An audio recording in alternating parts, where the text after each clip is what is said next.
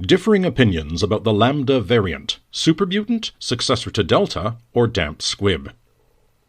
For the first time since the Salvagene SARS-CoV-2 Task Force was established 18 months ago, a difference of opinion has arisen, specifically with regard to the Lambda variant. What everyone agrees on is that the Lambda, or C.37 variant, is clearly more contagious than the original Wuhan strain. In addition, it is much more resistant to antibodies, and the existing vaccines therefore have a reduced efficacy against it. The reason for this is 3 mutations in the spike protein, which render it less susceptible to neutralization by antibodies, added to which there are 2 mutations that make the variant itself more infectious. The WHO still has Lambda marked out as a variant of interest, as does the CDC, but there are other authorities, such as in Japan, that have classified it as a variant of concern. Some scientists argue that the Lambda variant could also have the potential to become a super mutant. At the moment, it is particularly widespread in Latin America. In vitro laboratory experiments show that this variant is clearly more contagious than the wild-type Wuhan variant, but at the same time less contagious than the Delta variant. The logical conclusion from the in vitro laboratory tests is that it cannot outcompete the Delta. The long-term prospects for the Lambda variant are thus unclear, and we will report on further developments on an ongoing basis. The reduced efficacy of vaccines is a hugely important topic of discussion at the moment. More and more data is being published all the time, and in the EU alone, over 150,000 fully vaccinated people have nonetheless contracted COVID-19. The figures emerging from Israel on so-called breakthrough infections, where the virus manages to breach vaccine defense, show that not only low responders and non-responders are affected, but also fully vaccinated, healthy individuals. The reduced effectiveness of the vaccines has the consequence that, even in countries with high vaccination rates, intensive care units are slowly beginning to fill up again. Because increased numbers of younger people and even children are being taken to ICUs, especially in the USA, the question arises as to whether the Delta variant is especially dangerous for children. There is a lot of evidence pointing in this direction. The trigger is possibly the viral load, which is considerably higher with Delta than with the wild type or the Alpha variant, and therefore increases the risk of hospitalization. More data is required if we are to reach any meaningful conclusion, however, and the Salvagene SARS-CoV-2 Task Force will be focusing on this in the next few days and weeks. For our premium clients who belong to either the non-responder or low-responder category due to a pre-existing health condition, we have developed further criteria. We monitor the development of antibody formation after the second vaccination and set out other benchmarks specifically for low or non-responders, because approximately 20% of our premium clients come under this heading. Even fully vaccinated individuals who become infected and do not fall into the low responder or non-responder categories can, of course, also have symptoms, although these may be much less severe, more resembling a flu-like infection with headaches and a runny nose, sometimes even a cough. It must nevertheless be borne in mind that even fully vaccinated persons who become infected can go on to develop and suffer from long COVID. A high temperature is reported relatively infrequently. This is because the adaptive, i.e. acquired immune system, is able to keep the infection under control after vaccination has taught it the specific structures of the virus. A high temperature tends to occur when the innate immune system is called into action to fight an unknown pathogen with a much more nonspecific reaction. This is precisely where the problem arises with the forthcoming season of coughs and sneezes. If a relatively low rate of coronavirus coincides with a wave of common colds and rhinovirus, it is vital that people displaying symptoms stay at home and take a rapid test to clarify which of the viruses they have contracted. The problem is that they might otherwise pass on coronavirus to someone who has not yet been vaccinated and who might therefore be susceptible to a severe bout of COVID-19. Strict self-isolation should therefore be observed if even the slightest symptoms manifest themselves. A rapid test should then provide the necessary clarification. It is also important to remember that symptom-free vaccinated persons are also able to pass on the virus. For the past 1.5 years, we have been wearing face coverings, have kept a minimum distance from each other, and no longer shake hands. With rhinoviruses, we know that post-infection immunity does not last long, which is why most people inevitably get repeat infections. Because we have not been exposed to these viruses for a long time, the likelihood increases of getting infected when exposed. Significantly more viruses are shed when an individual has contracted the Delta variant. Moreover, a much smaller volume of virus particles seems to be sufficient to infect another person. The upper respiratory tract is particularly affected. That is why sufferers often report nasal and throat symptoms as well as headaches. For the coming wave of influenza, it will be very important to quickly establish which virus is involved. In the next 2 months, we will be making recommendations to our premium clients on booster or next-generation vaccines against the coronavirus, as well as other vaccinations that are appropriate for the autumn season and can help stave off a severe bout of flu, pneumococcus, whooping cough, or shingles. With the exception of shingles, these are all diseases of the lungs. We work out the optimal protection against a flu epidemic for each of our premium clients on an individual basis. And there is one further point to consider. If you have not yet been fully vaccinated with both doses of coronavirus vaccine, please note that there should be a minimum 2-week interval between a corona jab and a flu jab. The preferred regimen against influenza is currently a high-dose quadruple vaccine. At least, that is the plan in Europe. In the USA, the decision has still to be made as to whether to go with triple vaccine as before or to upgrade to a quadruple, which is looking increasingly likely.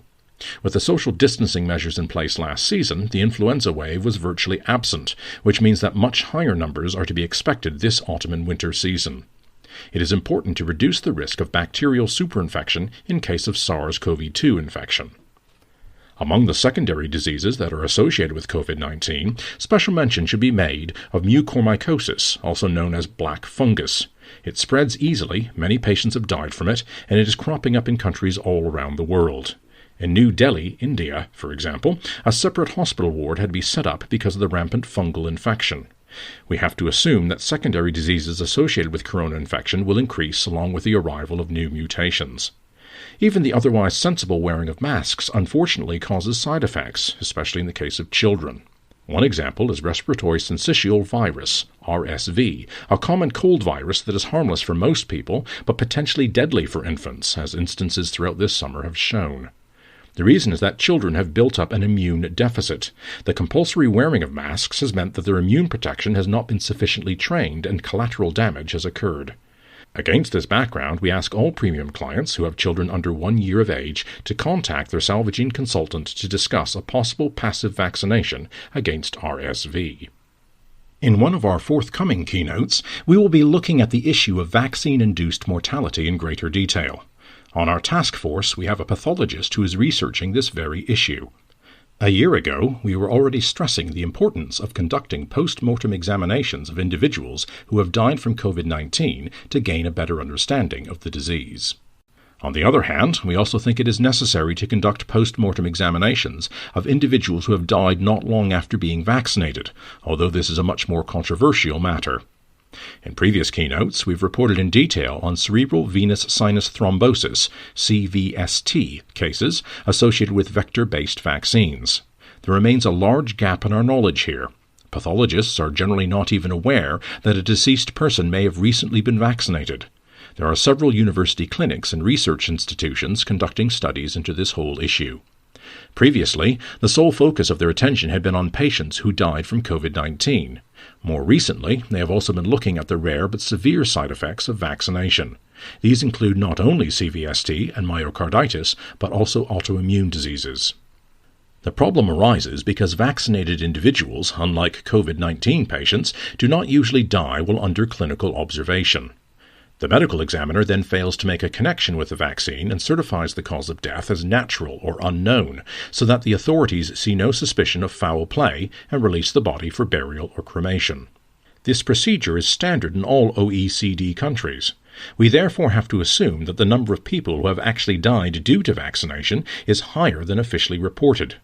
This conclusion is politically explosive, especially at a time when the vaccination campaign is running out of steam, when the Delta variant is spreading exponentially, and politicians are considering the introduction of vaccine passports. The medical reasons for vaccination have to be weighed up on an individual basis, and as we see it, considerations of individual protection are being subordinated to the social policy objective of getting the whole population vaccinated as quickly as possible. Carrying out more autopsies of deceased patients who have been vaccinated would help to clarify matters so that any causal link can be definitively ruled out or in. This area of research could also significantly improve the further development of vaccines while boosting public confidence in vaccination in both the medium and long term.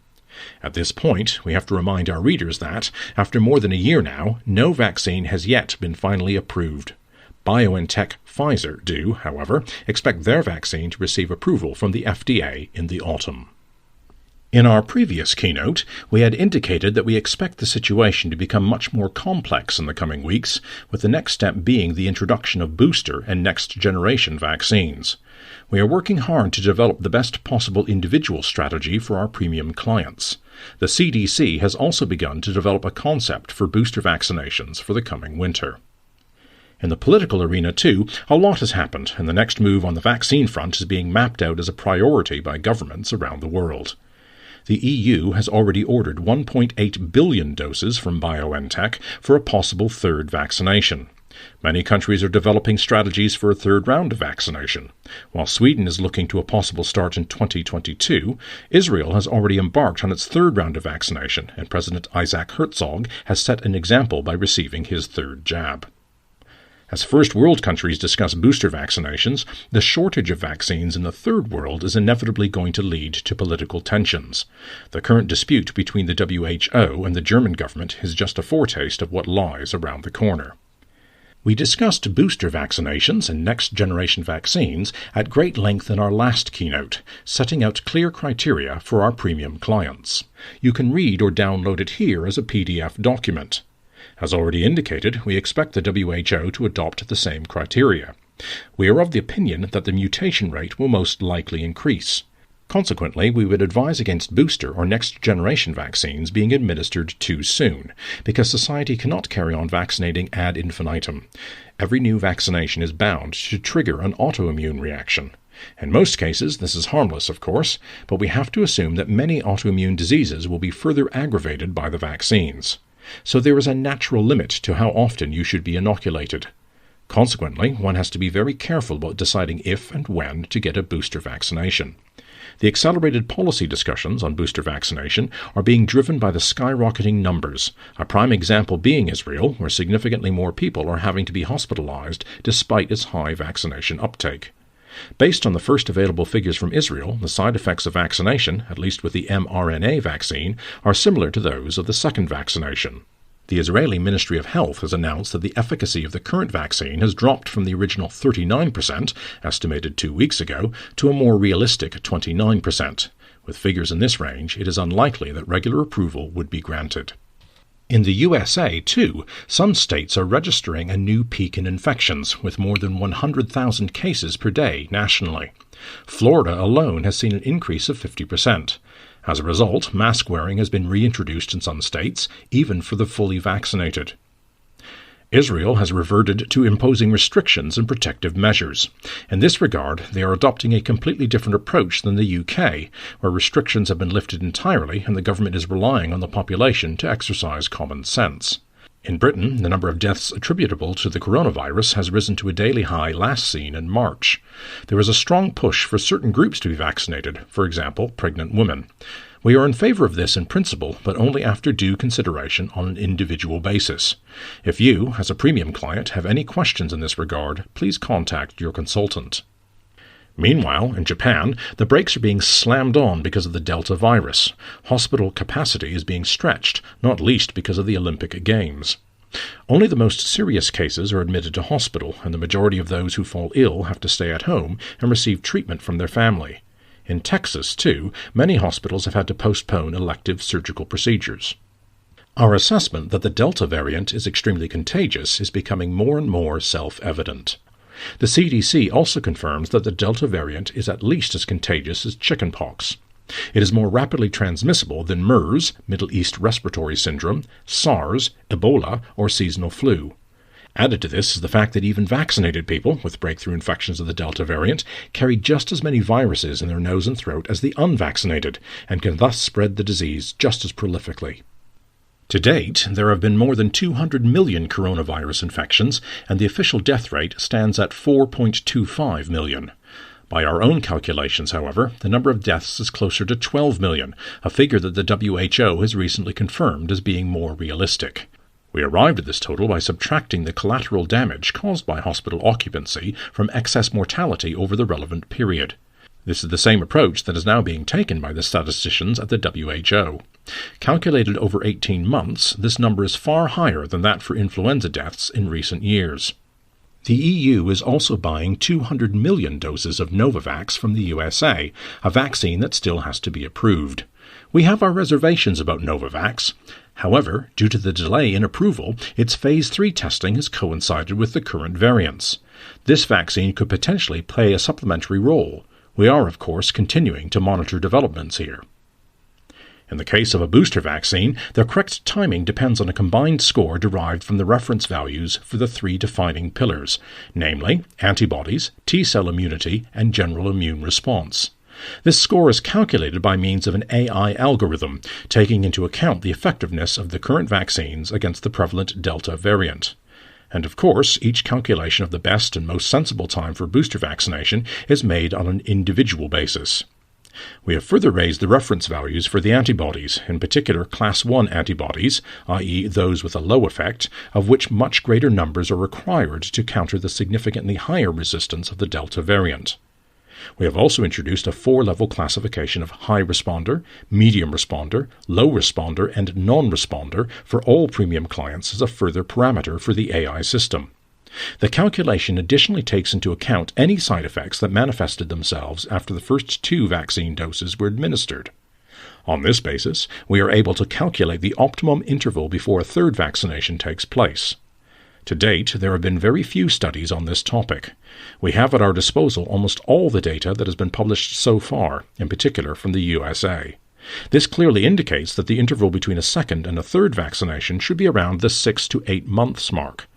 Of course, the decision must also take into account whether it might not be more sensible to wait for a next-generation vaccination, for example, the BioNTech version that has been formulated to target the Delta variant. Another option is to induce a heterogeneous immune response by means of a heterogeneous mix-and-match vaccination strategy.